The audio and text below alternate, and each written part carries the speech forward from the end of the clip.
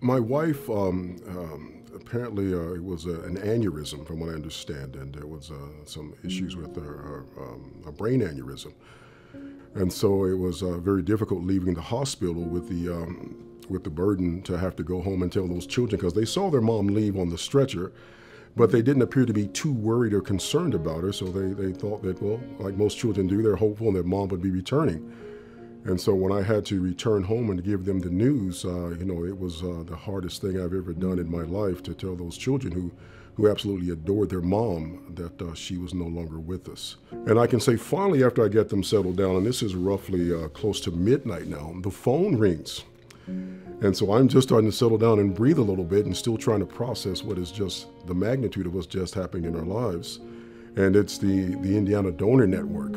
Well, at this particular juncture, I did not want to deal with organ donation. What I had just dealt with the children, I just mentally was not ready to discuss this next process. And at that time, I just felt like the last thing I want anybody to do is to touch my wife anymore. She's gone, and I just don't want anything else to happen to her, even though we both agreed some years ago to be organ donors. And hopefully, as you know how this process works, you hope this day never comes.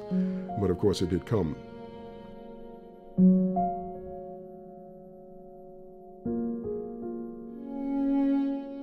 With the African American community, of course, historically speaking, we've been very reluctant to do these kind of things.